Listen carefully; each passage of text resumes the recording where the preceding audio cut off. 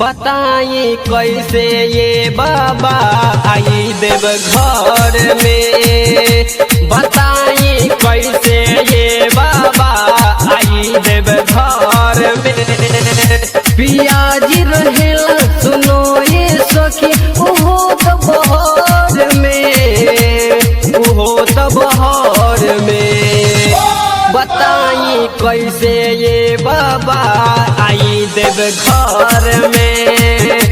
बताई कैसे ये बाबा आई देव घर में। पियाजी रहेला सुनो ये सखी उहो तो बहर में, उहो तो बहर में। बताई कैसे ये बाबा आई देव घर में। बताई कैसे ये बाबा आई देव घर में। से बोला शंकर भगवान की।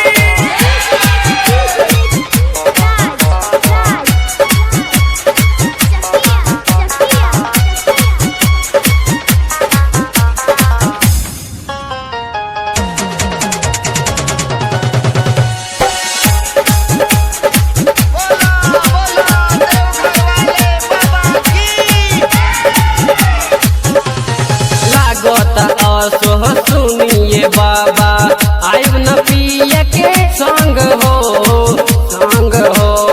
गेरुआ रंग में रंगाइल बाते देखी सारा जग हो, जग हो।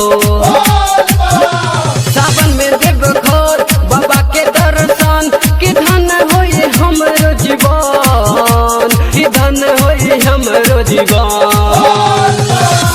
बताई कैसे ये बाबा आई देव घर में। बताई कैसे ये बाबा आई देव घर में।